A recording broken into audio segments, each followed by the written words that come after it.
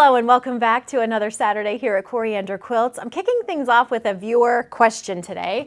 We're going to follow that up with some viewer quilt shares, and then we are wrapping the video up with our next block in the Cali & Co. mystery block of the month. So let's just dive right in. This question came to us from Michelle Favaro, and she says, how do you make a quilt pattern and understand the fabric requirements to make it smaller? For instance, if I wanted to do only 4 of the purry cats or the woolly sheep as a small wall hanging, how do you figure out the fabric requirements? So Michelle is talking about 2 of my different patterns, purry stars as well as woolly stars. And both of those quilts have a number of blocks and make a throw-sized or larger quilt. Now I do have a woolly wall hanging quilt pattern which utilizes the same block in the woolly stars pattern, but it is just a 1-block quilt and it ends up being, I think it's about 40 inches square, might be a little bit bigger than that, but just a small wall hanging sized quilt. So that one is already available in a smaller size, but oftentimes we as quilters do encounter a project where we either have something we want to make bigger by making more blocks, or something that we know the yardage requirements for and we want to make it smaller by making fewer blocks. No matter which you encounter, the technique that I use to figure up fabric requirements is going to be the same in either instance. So I'm just going to walk you through. Now this is going to require math. It's going to be a little mathy here at the beginning, but this is something that we encounter pretty often. And I remember when I very first started making quilts, quilt math was kind of intimidating, maybe something that you might have to ask the quilt shop employees to help you out with, or if you had a mom or a relative who made quilts, something that you would check in with them to ask. But it's so handy once you know how to do it yourself. So let's just go ahead and walk down through this so that if you want to change the size of a quilt by adding or eliminating blocks, you have an easy method to do so. I have printed off a copy of my not quite a sawtooth star block to use as my example. This is going to be a pretty straightforward approach. You're going to encounter patterns written different ways. So depending on the pattern, you're going to maybe need to do a little bit of sleuthing to get the information that you need, but it should all be available in whatever pattern you are looking at. The first thing that you need to do is figure out exactly what pieces one block needs for your quilt. So this one is very simple to work your way through. As I said, different patterns are going to be written differently, but you're going to want to determine what one block needs, the fabric you need for one block. So I'm just going to walk through this pattern and write down exactly the pieces that we need. So we see this B square right here is a 5.5 by 5.5 inch square. I'm just going to write that down here so that I know that's a 5.5 inch square. And then these A squares, it's showing that I need 8 pink squares, 3 by 3. So these are all 3-inch squares. So we'll just go ahead and write that. You can write it on all of the pieces. I used to write every single measurement on every single piece in a block when I first started writing quilt patterns. Now I will often just write it on one of the pieces. So I would have just written 5.5 here, I'd write 3 here, and I would know that all of these pieces are 3 inches square. Next, as we're looking up here, we see that these C pieces, which would be these in the star points, these are all 4 inches by 5.5 inches. So we'll just go ahead and write that down here as well. These are all 4 by 5.5. We're just filling in all of the sizes so that we can see what just we need right here. Now, I know some of you are going to say, Cori, it's written right here for you. Yes, this is true. In this specific pattern it is, but it's not always going to be written so easily in the pattern that you are looking at. So you are going to need to determine exactly what your block needs, and it's not always going to be written so nicely because this is just for one block. Now these D pieces here, you can see those are all 4-inch squares.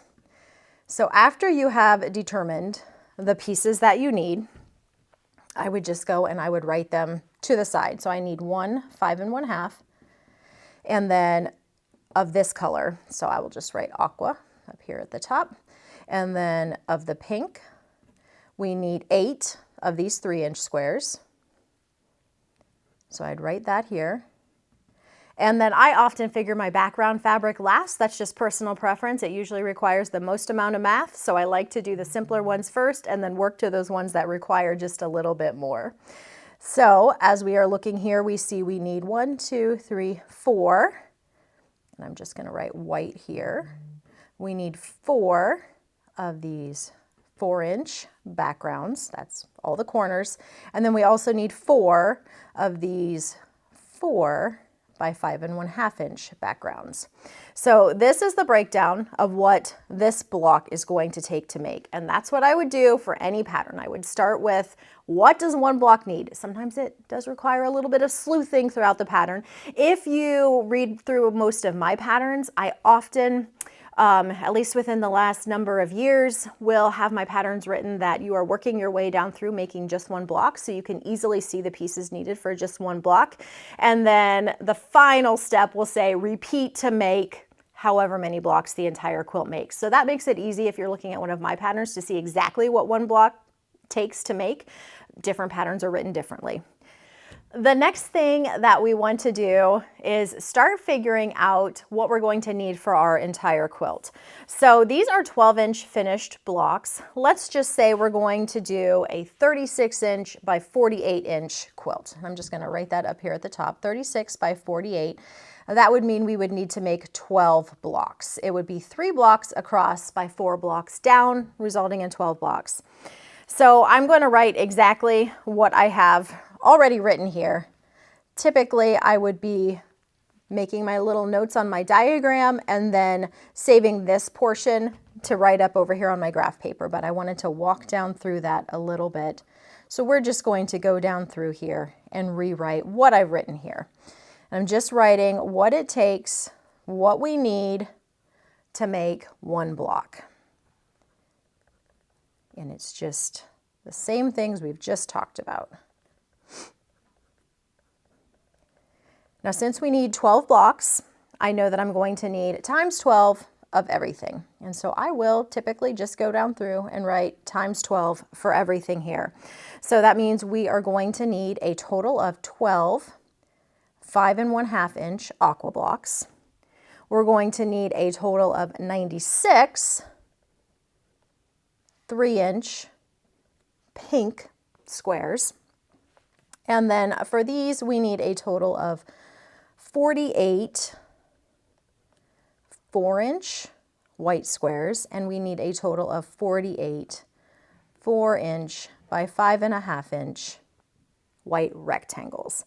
And I'll typically just keep my phone calculator handy so I can just double check any of those measurements really easily, make sure that I have multiplied correctly so that as I'm figuring everything is accurate. It's really easy just to get off just a little bit, and then of course you're not figuring things accurately. So you can double check those.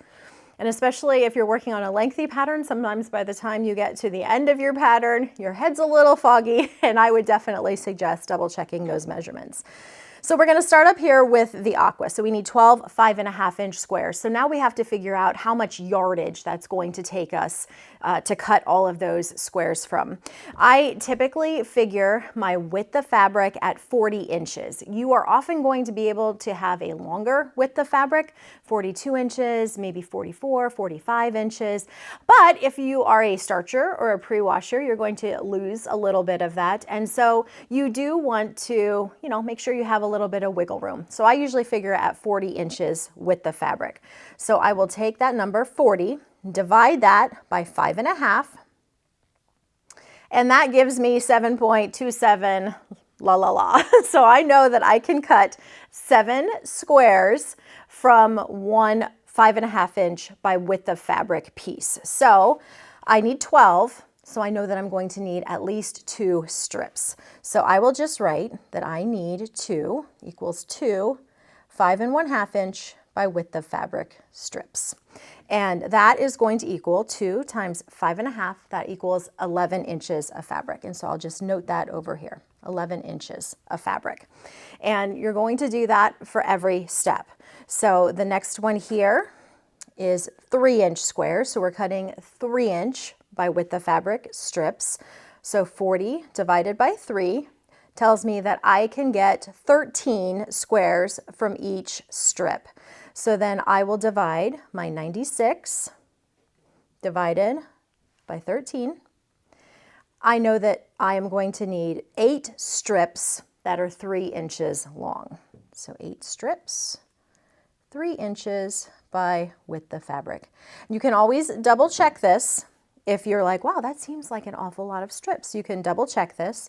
So let's just do our 40 divided by 3 again. So 13 strips, or 13 squares per strip is what we're getting out here. So if you multiply 13 times 8, you want to make sure that you have 96. So let's just go ahead and do that. 104. So yes, we do indeed have at least 96. So we know that this is accurate. 8 times 3 equals 24 inches of fabric.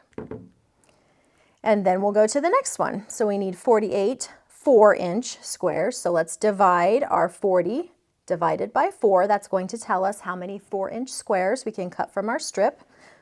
We can cut 10 per strip. So then take 48 divided by 10. And that says we need 4.8 strips. So we round that up and we get 5 strips. So we need 5 4-inch by width of fabric. 5 times 4 equals 20 inches. Let's do this last one here. This one, we're again cutting 4-inch strips. So we're going to divide the 40. They are 4-inch, but we're cutting 5.5-inch pieces. So we'll divide that by 5.5. That tells us we can get 7 pieces per strip. It's the same number that we had up here for these 5.5-inch squares. So 7 per strip. So then you will take 48 divided by 7. And so we are going to round that up, and we know that we need 7 4-inch by width of fabric strips to cut these pieces right here. 7 times 4 is 28. And then we're going to add those two together, and we get 48 inches of white fabric is what we need for our background. I went through and I wrote down what the yardage requirements would be for each of these inch measurements. And now I'm just going to talk through that just a little bit. So the Aqua fabric, we needed 11 inches. 12 inches is 1/3 yard. So we need at least 1/3 yard. You might want to go a little bit roomier. You could even go up to a 1/2 yard, which would be 18 inches if you wanted to, but you need 1/3 would be the closest cut that you could get at your quilt shop. For the 24 inches is exactly 2/3 yard. So that means no wiggle room. You can't make any mistakes. You can't have any shrinkage. Nothing needs to go wrong. So you definitely want to increase that from 2/3 yard. So I went with 3/4 yard, which is 27 inches. So that gives you 3 inches of wiggle room. You could increase this if you wanted to. For this last one, the white background fabric, we needed 48 inches, which is the equivalent of 1 yard and 12 inches, which would be 1 yard plus 1/3 yard, 1 1/3 yards. So I increased this up to 1 1/2 yards. I don't mind having extra for background fabric. You can pretty much always use, especially if it's just a white solid or, a white on white, something simple. Going a little roomier on your background is a great idea. So I went with 1 1/2 yards for that one. So that is kind of it in a nutshell, how to do the math. It's probably a little bit to think through. Not everybody enjoys the math part of things, and sometimes it can get a little bit confusing, especially if you are new to figuring out quilt math. But the key is start with one block and then figure out exactly what you need for however many blocks you want to make. And then from there, you're figuring out your yardage requirements based on the inches of fabric that you need.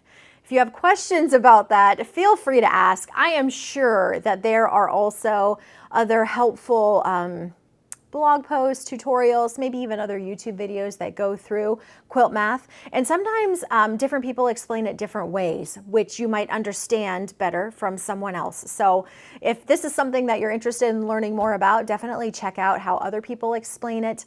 Maybe someone else's explanation is going to make a little bit more sense if you found this a little bit confusing. But this is exactly how I approach writing all of my quilt patterns, starting with the one block and then figuring out what you need from there. So thank you for that question, Michelle. Hopefully others found that interesting as well. Some people really like the quilt math, and some people say, just give me the fabric and you figure it out for me and I will just go to town. So no matter where you fall, I hope you found that interesting at least. So let's go ahead and dive into this viewer quilt share. I actually pulled a bunch of photos from one viewer who has been making so many Woolly Stars projects. This is Cindy R. She lives on the Navajo Nation in northern Arizona. And these are some of the Woolly Stars projects that she has made. This one was made for a good friend's mom. The fabric was purchased from a local quilt shop, Gallup Sewing Mart in Gallup, New Mexico. Made in all cotton, the backside is fuzzy like a sheep's wool. It came out very beautiful. Quilted in a meandering heart pattern. I had to show and share. Thank you so much for being an inspiration. And then she sent in a few more photos. She actually sent in a lot of photos, and I'm not able to share all of them, but I did want to pull some of them to share. So this next one is a quilt that was made for a dear and precious little girl. This was my very first big Woolly Star quilt I made. It was a gift to her from me, and the words on there mean a lot because she had an illness. I made a matching pillow set. Her family loved the gift from my family to theirs. All quilting, and the backing is minky, quilted with hearts patterned by my best friend Laura. Laura is so sweet and is always willing to quilt my quilt tops and lives in Rama, New Mexico. So I thought that was so fun. It looked like from the photos she sent, she's in the process of making some more just smaller one block projects using the Woolly Stars pattern, and it was really fun to see all of the things she's made. So thank you so much for sending those in, Cindy. All right, the next thing that we are going to move into, I should say, I forgot to say this, but if you have questions or viewer quilts that you want to share, I just heard Tigsy meow. It's very possible he might join us in a little bit because he is meowing over here at the window, and he might just come poking his little self in here. What was I saying? Oh yes, if you have viewer quilts or if you have questions that you'd like to have answered in a video, feel free to send those my way, and I will do my best to answer them. So the next thing that we want to do is talk about the Cali & Co. mystery block. So let me go ahead and get my table set up for that, and we will get that tutorial taken care of.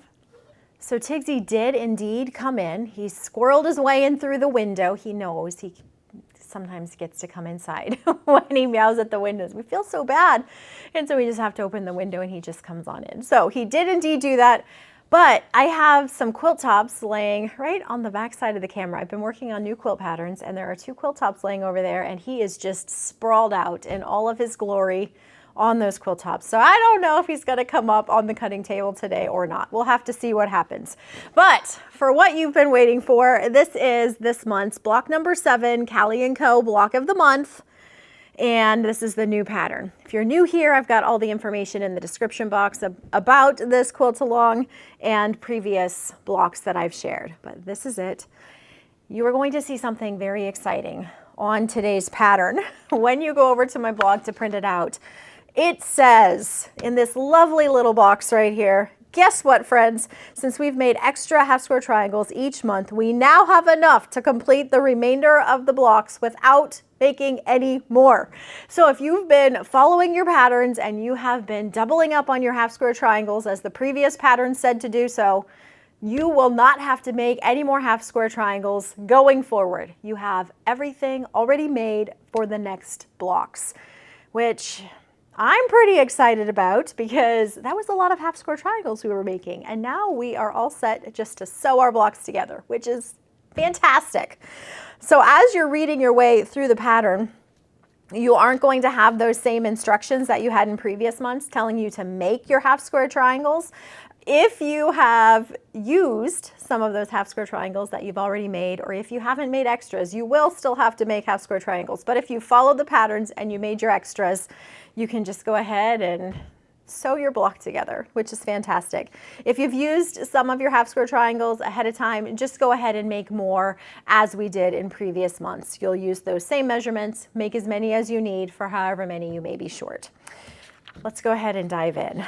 So I have everything laid out for what I need according to the pattern here, my completed half square triangles and then the other pieces that I needed for the block, and we're just going to go ahead and start making. Step number 1, choose 8 half square triangles from those made in previous months. Done. Let me show you the prints I'm using here in case you are following along with my same print choices. So that's step 1. Step 2, lay out the half square triangles along with 8 A squares. That's these here. And then we are going to sew the rows together. You are going to press as illustrated and then complete the block center, which will measure 8 1/2 inches. So let me go ahead and do that. I don't as often lay out things on camera, so we'll just do that today since I don't have to take time to make all of these half square triangles. I have a little bit of extra time to do some of these other things on camera. So let's just go ahead, and usually I just kind of throw them out there and then make changes as I need to. I don't like to overthink too much because it's really easy to overthink Scrappy. I've mentioned that previously, and as you have been working your way through these blocks, you might be finding that same thing. You can really spend a lot of time picking and choosing, and sometimes you don't need to think too much. You can just sort of stick them out there and then make any changes that you need to. So I do want to keep those oranges away from each other. So I will, do I want that one there? Maybe I'll even take it down into my next row here.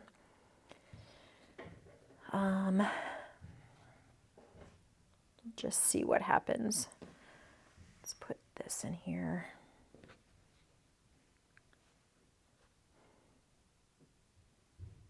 I left my green guy up there. I need him. What did I do? Oh, here we go. I knew something didn't seem quite right. I don't really like those two. Well, I was going to say I don't really like those two yellows, but they don't really bother me that much. I can switch the, well, no. See, I start thinking that I want to switch things, and then the switch I think about making would put other colors too close together. So I don't hate this. Let me look what it looks like in my monitor. I think that's not bad. I don't mind this. So I'm going to go with this. It's going to be my layout. You can see I just kind of put things out, and I think I'm okay with this. So we're going to do this, and I'm going to sew these together and get everything pressed and show you what it looks like. 8 1/2 inch center, now finished. That's how it turned out. Oh, Tigsy's still wandering around. Has not attempted to get on the cutting table yet. We'll see. Anyhow, all right, next steps. We're going to be sewing our borders on, E and F, just as we've done in previous months, and then we are sewing on our colorful borders, which are the B and C borders. You see that happening in step 2. I'm not going to go over a lot of these steps in great detail because we have done them every month for the last 6 months. So I think you probably know, there he is. Hey, buddy. I think you probably have a pretty good understanding of how we're adding on these borders, and then our corner squares too, which would be these Ds that Tigsy was helpfully highlighting for us. So now he's here. As soon as I need to go leave and sew, he shows up. I always like that you guys love when he comes to visit because I think it's so nice when he does. He's such a nice kitty. He's just friendly. He's purring away. Purr, purr, purr. He's definitely an outside cat. He loves it out there. Anyhow, okay, you're probably just really waiting for the rest of this tutorial, so I'm going to go ahead, steal this block out from underneath of Tigsy and add my borders, and I'll probably just go ahead and add my corner blocks too. You guys know how to do all of this by now. So I am going to do everything here on page 3 and then meet you back here. And she's complete. Here's what we're looking at for month number 7, Cali & Co. And then my Tilda as well. So there are these 2 blocks, the blocks for July of the Cali & Co. Mystery Block of the Month. There's the backs. And they're both just turning out so cute. So I hope you all are as excited as I am to be done making half square triangles. Now we can just dive in every time with a new block pattern and not have to make a bunch of half square triangles before we can start sewing our block together, which I'm really excited about. I had planned that right from the beginning of the sew along, knowing that as we get to the middle, Sometimes we aren't as amped up and excited about the sew along at that point in time. And this just lets us keep plugging away at a quicker pace, which is just perfect. So if you have any questions about the block, be sure to let me know. I've got everything linked down below. If you want to jump in now and start sewing along, you're welcome to. All of the block patterns are still available, as well as the calendar of block release dates, the yardage requirements, all the good stuff. You'll find that over on the Coriander Quilts blog. Thank you so much for stopping by. I will catch you again next time.